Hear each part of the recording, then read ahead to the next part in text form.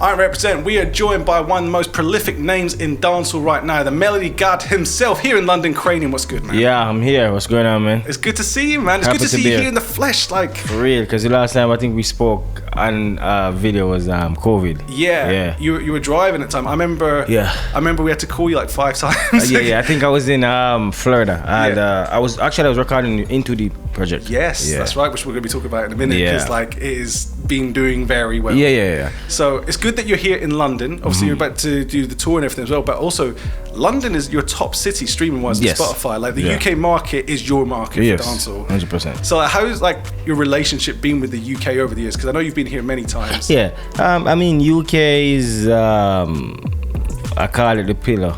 Yeah. For music overall, I feel like UK fans is so diverse that unlike in the States, I feel like it's one thing being pushed per se, and it's like hard to get in and stuff like that, while the UK is just like everybody just like music on a level where they don't care who it is, you know, it don't matter the genre. It's just that if it sounds good, we're working with it, and I feel like that's what UK have over everybody in the world. Well, that's what we always try and do, man. That's what we're trying to push here. And it definitely shows, because, you know, I was checking out your Spotify on 1.2 million listeners a month you get on there, and 158,000 are from London alone. Yeah, that's a big chunk of the pot, isn't it? Yeah, that's amazing. And as I said, like, we did it right. You know, we did it right. Obviously, we in our culture where dancehall is not the most streaming acts. We don't have the most streaming acts because, you know, Jamaica is a very small island and we don't have the access to the Spotify. Like, it's just becoming a thing now. Yeah, it's just started out, hasn't it? What, last year? Yeah, probably last year. So we have to go get the numbers somewhere else, because I think it's a numbers. I don't think it is a numbers game when it comes down to promoting, and so everybody want to know what's going on. You know what I mean? And that's a disadvantage that we have that people don't know, that we don't have the numbers to match the level that they expect it to be fast enough, because the average dancer record take a year and a half to break. You know what I mean? And by the time they get it, our fan is like, it's old. You know, so it's an amazing thing that I actually get to capture the listening, streaming fans. And you definitely do. That's the thing. And I think, you know, I remember you saying when you first signed to Atlanta, when you were in the States as well, like it was hard being like one of the only dancehall artists with a record deal, right? So what you've managed to do has been, not only has it been amazing, but you've paved the way for so many other artists 100%. To have opportunity to show it's possible as well. So like, how's that been over the years? Like, because you have collaborated with everyone, right? And not many, especially you, I say, as a younger dancer, like you're the new dancer. It's not like you're resting on stuff from the 90s. No. Like that. I'm new. It's crazy because I was telling somebody the other day, I was like, I'm only music for 8 years. It seems long, but it's not. Trust me, like 8 years is nothing in this music business. But I feel that I have the perfect mentality for music. That's what I tell everybody all the time. Like, it takes a lot of patience, and I've always been a patient guy. So I feel like my patience and I make good music. I think I make amazing music. You know, sometimes it goes over people's head, and sometimes it takes a while to them to catch on. As I said, because I don't have the platform as the other people. But I love it, man. You know what I mean? When you love something, you make it work. Because you write a lot of music. I remember, didn't you write? There was one song I remember. I was trying to remember what it was. You spoke to Davda. He said you'd written one from Mavado, but I think I did Lifestyle from Mavado. That was it. And we ended up keeping it. And History too. And we ended up keeping it.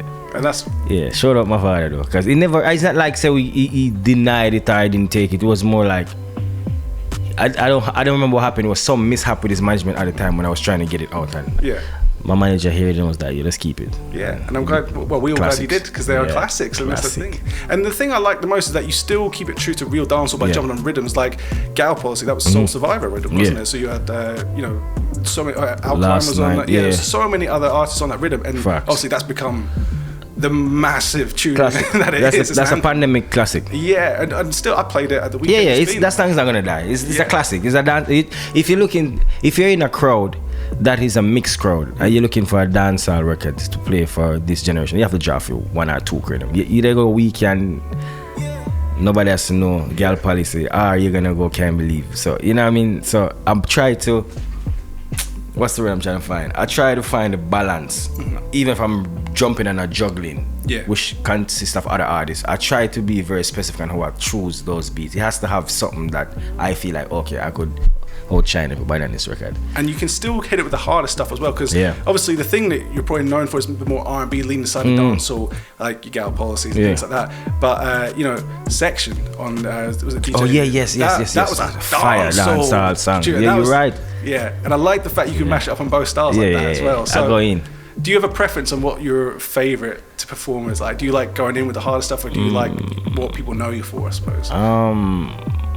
You know what it is? It depends on the beat. I think I had a very hard career.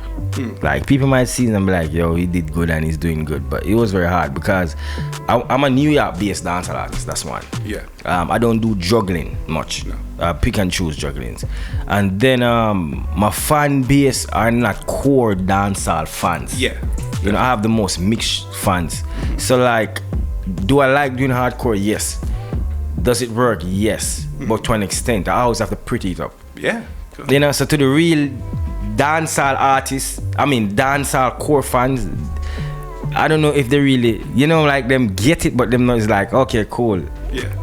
It has to be like straight through dancehall. So I feel like that's why even Gal Policies cut through the crack, because even though it's a core dancehall song, it has so much R&B cadence element in it. Yeah. Because I did that on purpose. I know, because that's the one thing you're known for. I think the reason, one of the formula secrets, I think it's the hooks that you have. Yeah. Like, the fact is, people could like hum along to any of your melodies, and that's why you're the melody god. That's why I'm the melody guy. It's true. But I was chatting to, we had Weston on the show not so long ago, who you collaborated with before, and Hailey was saying he writes music the same way you do. He hears melody before lyrics and things like that. Yeah, I remember saying, I was like, that's what Kranium does. Yeah, that's the best way. And shout out Hailey, man, because I work with him, dope artists. Yeah, that's the best way. I feel like some of the times I get the best things out by just be free spirited. I don't like to pre-write anything. The only way I pre-write stuff in my brain unless if I experience something. Yeah. And music is at the point now, it's always been that point where people do go through things that you go through, and you'll be surprised how many people does. So whenever I do melodies, I do a hook, I try if you say, okay, cool.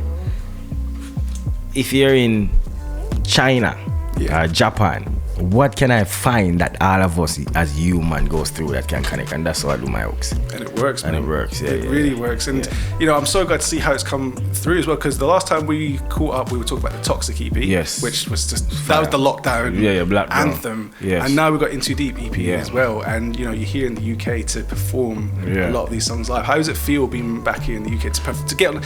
I suppose, like, especially as the last time you and I spoke, you were in your car, I was in my bedroom. It's very locked in, And now we're here in person. You're about to go out in front of thousands of people again. How's that been? It's a great feeling, you know. And I'm doing it with the bands this time, so it's like a full band show. So it's gonna be crazy. And I get to expose vocals. I get to break down, pull up, you know, drop. Give me this, give me that bass. So it's a whole, like, I deal with my live show like it's a Broadway. Yeah. If you've ever been to a Broadway movie, whatever you went and watched, like live events, my shows are very Broadway, because I really, big. It's big. I take music very serious. I think that's one thing people probably know about me the most. That I'm really serious about it. When I'm on stage, it's serious. My heart form is really serious.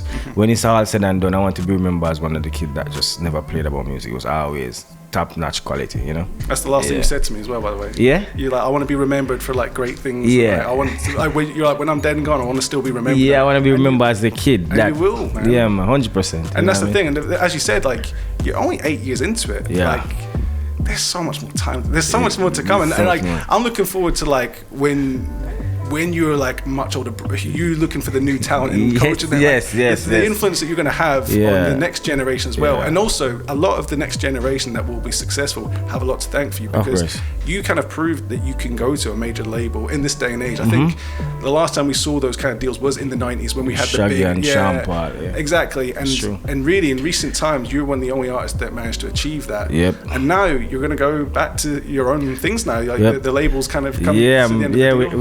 We finally come to the end of the deal. I respect Atlantic, you know, and I tell everybody, like, I respect when I make the post.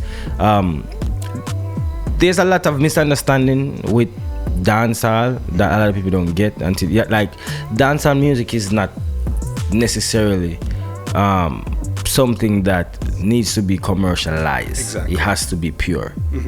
And the pureness will bring it where it needs to go. You know what I mean? So I feel like people ask me, yo, what was it like with Atlantic? And I tell them all the time, it's like, when you do get opportunities, you take the opportunity. You know, you make the best of the opportunity.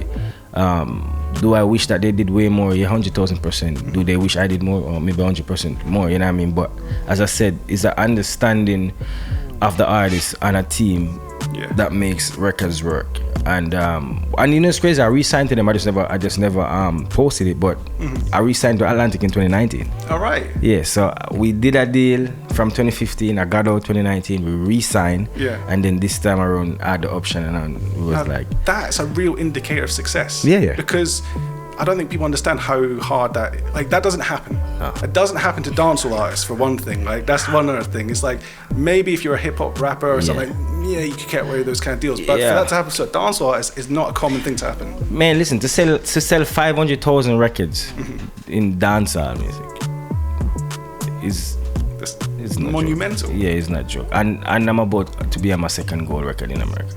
And you've just got your silver in the UK, I have 3 right? singles in the UK, 4 golds in Canada, plus a platinum, and now I'm about to be on my second. Like, shortly, I'm gonna announce that very soon. We're not that far away, like legitly around the corner. Like, I already have everything written up already, so yeah, it's almost there. Well, I've seen the photo of you with the plaques. Yeah, it's crazy. And like, again, there's not many artists that can do that, and that's something that's really inspiring for a lot of people to understand that, like, you know, if you're an artist who cares about your music, you take it seriously, and you really hone your craft, there's real possibility for that 100%. To happen. I'm the only artist right now for the 2000, for the whole since 2000 that actually go back to back with gold. I think I'm going to be the only one that has 2 gold in the past 25 years and that.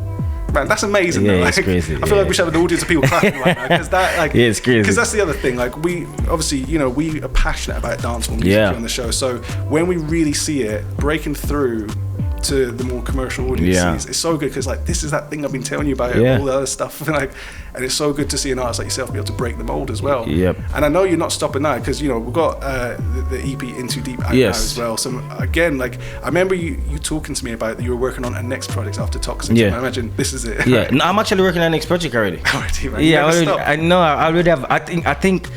I feel now I'm gonna have some of the best music out. 100%. And that is not because I'm free and stuff. No, it's more like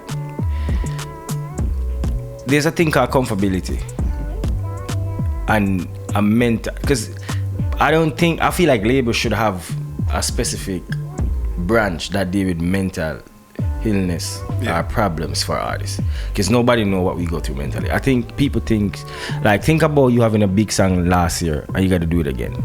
The pressure on the brain and like the doubts, and like we deal with a lot. Not saying everybody don't deal with it, but I'm saying, like, when you're picked up as a kid off the ground and a shoved into stardom, it's not one of the easiest things to maintain. No. You know, it's one of the hardest things. So like, it's like I feel free in the sense of I have no pressure, I have no problems per se. We all have problems, but there's nothing right now that is holding me. You can try something new whenever you want, but no. You know what I mean? That's what I'm trying to get to. I just feel like I don't have nothing that's really holding me back from just say, I'm gonna test this out. And especially when, you know, days like nowadays with things like TikTok, no one really knows what's gonna flow. And I remember a couple of years back, even when I was chatting to Conscience when Brock Off Your Back had come out, and I was like, you know, did you know it was gonna go like that? And he was like, no. He's like, you know, we put our best in, we hope every song's gonna do that. But you never know. And he's like, and that's what happened, because it just became that big anthem off that rhythm. And 100%. And now it's even more true than ever with things like TikTok. Like, we've found people sampling records from 30 years ago that have just blown up again. I've seen song that came out 9-10 years ago is being the song now. And no one knows why. Like, perfect example right now, Naji, We Are On a Grung on the Busta Rhymes. Again, like, he's Sean Izzle's obviously done the remix on that one, but that's like a hot tune right now. But that Busta Rhymes rhythm is 20 years old almost. So it just goes to show that no one really knows like how things are gonna come across, and that's why people should always be. And music always been like that. It's crazy. It's always been like that. Because most of the favorite, it's crazy. I've learned this. I've tested it, and it happens. Like, my favorite songs, I don't drop. Like a Kranium favorite song, I don't drop. I drop like my least favorite song. and they work. It's crazy because your mental that you think is from a musical side because you're so musical. Yeah. You know, but the fans don't look into the musical side of things. They just look for music that makes them feel good. Yeah. So it's just like TikTok. TikTok, you could try to force a record on TikTok, it won't work. No. I guarantee it won't work. But the least song you expect, it just work. Because they select the songs that they think is gonna go. And I feel like that's that's what TikTok and most music is going right now. It's not necessarily the song what you think you love. Yeah. The social media makes it easier for them to decide the song for you. Yeah. So I suppose the key is for any new artists, just keep creating. Create a song, man. I don't think about nothing anymore. I don't think like when I don't think about nothing, man. And that's good that you're saying that, man, because I'm glad that you're able to kind of just be completely free in your creativity. Yeah. I've spoken about it more than the show already today, but Western, when we had them on the show, they've just got independent again. Yeah. And you were obviously on the last project, season 3. Facts. They had Skillabang on there, Dex Adapts on there. And I was saying, like, if you were with a major, could you just pull those collabs as quickly as you did? And they're like, no way. Like, they're like, maybe. Clearance, but like, all type of stuff, man. It's too much. It's just a case of like, we had the idea, we reach out to the people direct, and we make it happen. True. And I think that's one thing that is really exciting for us, especially someone like yourself who's collaborated with so many different artists, so many different genres as well. Yeah. I've got a list here of just people in the UK. You've got like Young Team Bugsy, Deneo, Western, AJ Tracy, B Young, Dappy, Wiley, Idris Elba. Yeah. So there's like Ed Sheeran. Ed Sheeran as well on the remix with Major Lazer. That's like that's just the UK alone, not including the artists in Africa like Wizkid, Tiwa Savage. Burna Kiss Boy Daniel, Burna Boy, One Abandon, Jairobi, Stoneboy, Queen Naija. Yeah, she's from the States, Queen Naija. She's from But you have done a lot. Yeah. A lot. Wizkid. Yeah. You have a lot. And it's crazy. I was telling somebody the joke the other day. I remember when we did Can't Believe, nobody understood it. Really? No, it was too early. That's 20. I suppose, that was Afrobeats really blew up like 2019. That was 2013. Yeah. Because I had that song for a year and it came out 2015, I think. So I did that song 2013, 2014. Nobody understood it. Mm-hmm. Like nobody. I remember like just the team. Like when I brought it in, they was looking at me like, what is this guy? You couldn't. I was seeing it. Like I saw Afrobeat. Yeah. I was on the road. And you were already kind of.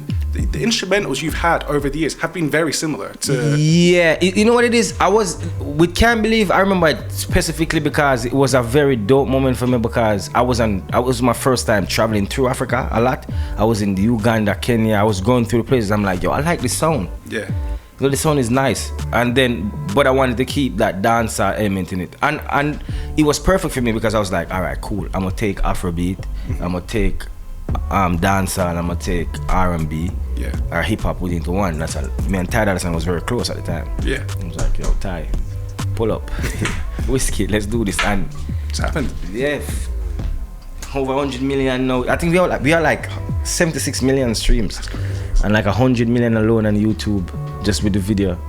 And it was just a dance video. The dance videos are like 100 mil, just a dance video. And then we did like crazy numbers and Spotify and stuff. Yeah. Man, and that's the thing. Like you are someone who brings in the big numbers on these platforms. A lot of artists, as you said, like especially in Jamaica, Spotify is a new thing for the market. Yeah. And you know, there's only maybe a handful of dancehall artists that have been dominating outside of Jamaica anyway. And you're definitely one of the top. By far. I don't try to be. You know what it is? I don't try to be the best in the class. I try to be the best in the school. Yeah. Yeah. And I remember Shaggy saying, he's like, I want someone to take me off the top spot, please. Like, he's like, he's like, I'm blessed by it. Because at the same time, it's like we need, and you know, you're one of the people that's been able to do that a few times, like get into like the #1 spots on reggae charts and things. Man, it's a challenge. You know, I don't like when people talk about dancehall this and dancehall that. It hurts my heart because I'm in it and I see how hard it is, and people don't understand. People think like it's just a record. It's not. No. It's a culture. Yeah, and it's we don't have numbers. And think about it. They made it seem like our favorite artists that we love from back then was selling big records. They wasn't selling no big records. It's like Shaggy and Shampa that sold real records. Yeah. You know, I cannot call 5 person who sell over 20 million records in dancehall from 90s to now.